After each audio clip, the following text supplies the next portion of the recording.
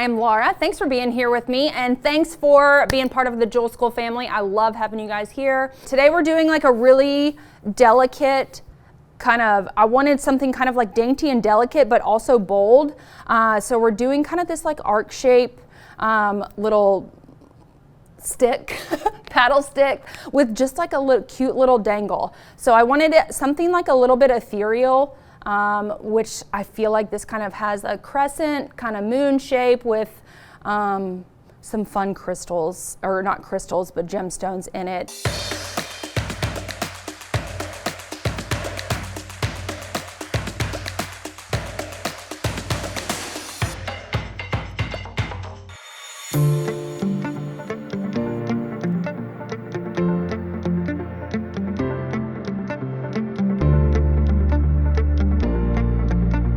I'm using the 12 gauge wire from that heavy gauge wire set. And then I'm using chain from JM Kit 2396. That's a multi-stone. You get two strands. You get an aquamarine strand and then you get a multi-stone strand. I'm using the multi-stone. I'm just gonna cut a little pieces off. So like depending on like what color or what gemstones you wanna use, you can pull from any part of this strand.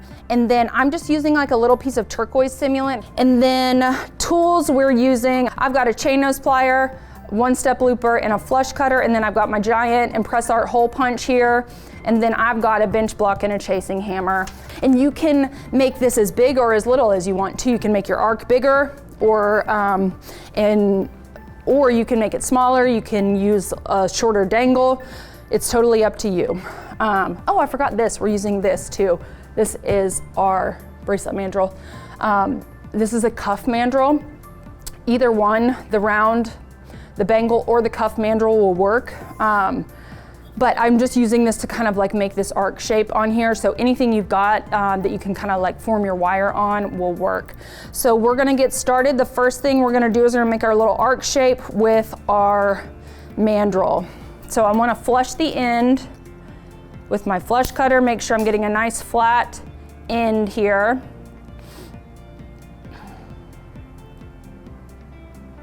Like that. And then I made my arc kind of like at the medium point on here. You don't necessarily have to use your hammer. For the most part, you can do it with your fingers, but if you want to, just gently hammer this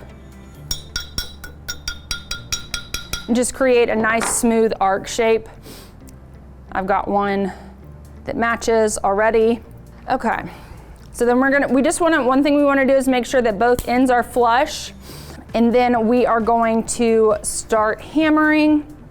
One thing we're gonna do before we start hammering is we're gonna soften the ends of our wire.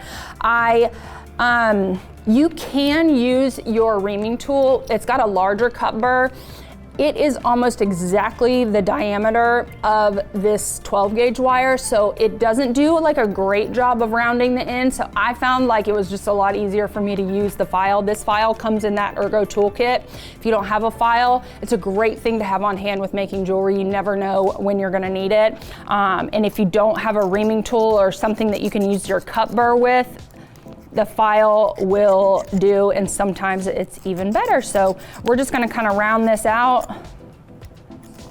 so that we can make a nice paddle shape here.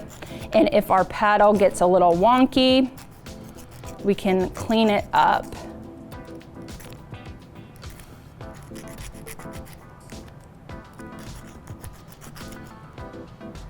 So we're just gonna do just a little filing. And we want to do it on both ends because I'm going to paddle both ends. We're going to hole punch one end, and then I just wanted to kind of give my little arc shape a little flare down there at the bottom. So that's why I paddled both ends. So just really we're just like taking off the sharp corners and then rounding this out. If you have like a piece of sandpaper too, that's a great option. I think there's sandpaper here too, isn't there? There we go. So you can kind of, this is sometimes easier too. Just really soften those ends up.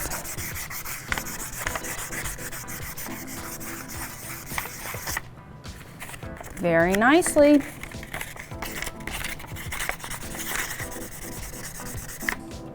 Okay, now we can hammer. Okay. So we're just gonna lay this arc flat on here, and I'm gonna use the round end of my chasing hammer and just paddle this end. Notice I'm choked up kind of on my hammer, and I'm using my finger to stabilize my hammer, and that helps me really direct my hammer strikes so that I'm concentrating down here at the end.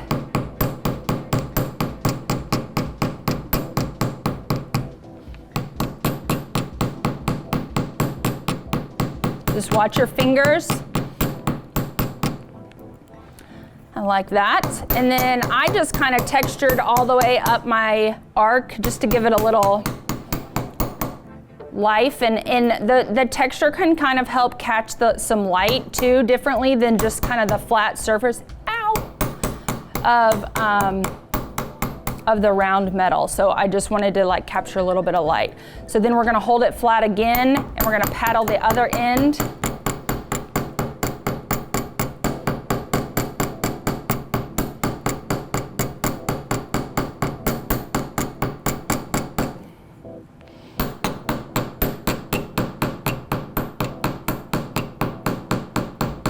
And I'm gonna do this one a little bit more because this one I'm gonna hole punch, and I wanna make sure I have plenty of room to hole punch.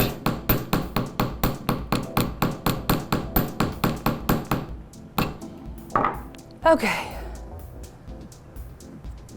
And this one got a little funky, so I'm just gonna file it just a little bit, just so it's nice and smooth, and that just kind of gives it more of a professional, like kind of finished look.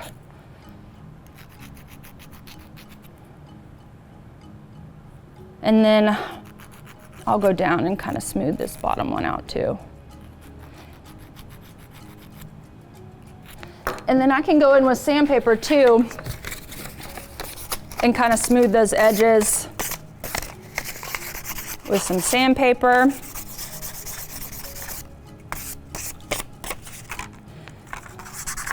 Just being careful, not to go too heavy on your sandpaper.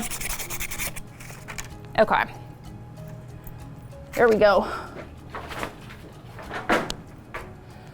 Okay, now let's hole punch. If you've never used this Impress Art hole punch, it is the bee's knees. It is so cool. It has got tons of different punch sizes, and the way this handle is made, like some of these are huge and you think there's no way my hand can do that, but something about this handle like does a lot of the work for you, and it's so much easier to use than some of the other ones. And so there's it comes with great instructions that tell you how to change out the little, how to rotate these, and then there's a plate down here that spins depending on what size punch you're going to use. I'm going to use the smallest size punch for this one,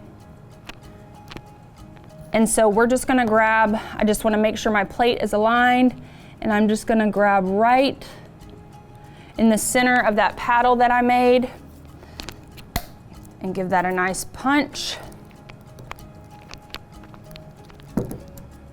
And pop that off. I like to go back in and I will hammer with like the ball end of my hammer right on the circle so that it kind of pushes any flared edges down and keeps that nice and smooth. So that is our arc shape. If we want to go back in and add more texture, we can. Just be careful that you're doing the same thing on both earrings, because as you're hammering, you are, even if you think you're just adding texture, you are kind of like lengthening the whole thing a little bit. It can be microscopic, but if you do too much, it can be noticeable. So just make sure you're like doing both steps of these, all the steps of both earrings at the same time. That way you're getting a consistent look across both pieces. Just something to keep in mind while you're doing it, because you don't want to end up with one bar that's like way longer than the other. unless you want to, unless you want some real asymmetrical earrings, which is a thing too. So let's cut ourselves a little section. So I liked kind of the idea of them not matching perfectly. So I'm going to do, I still want to keep it kind of light and airy. I like, I'm gonna do,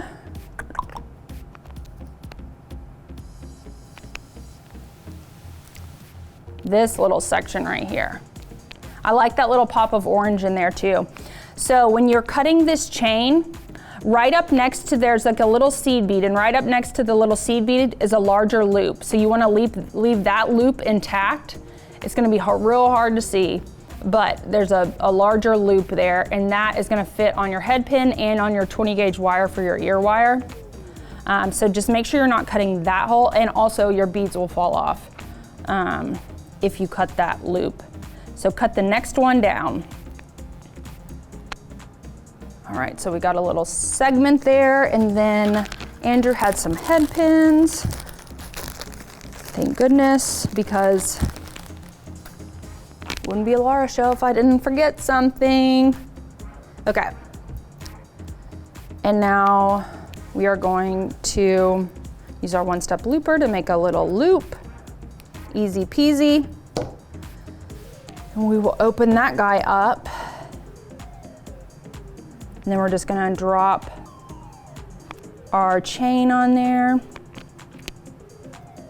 Close that up nice and tight, because that chain is super thin, so you don't wanna leave room for your chain to like slide out there. I love just like the little pop of turquoise down at the bottom. It's cute. Okay, so now we are going to add our pieces to our ear wire. So just open that up, and we are going to drop that chain again on there, and then our bar on there.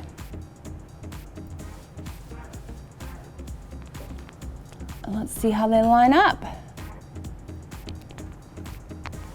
Oh, they're cute. And I think they would be so flattering, like frame your face really nicely.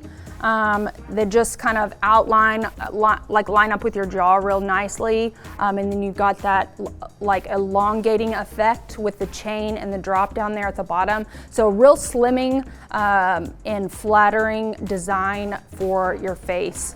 And just pretty and just kind of funky and cool. Super easy too, guys, right? Like that hardly took us any time at all.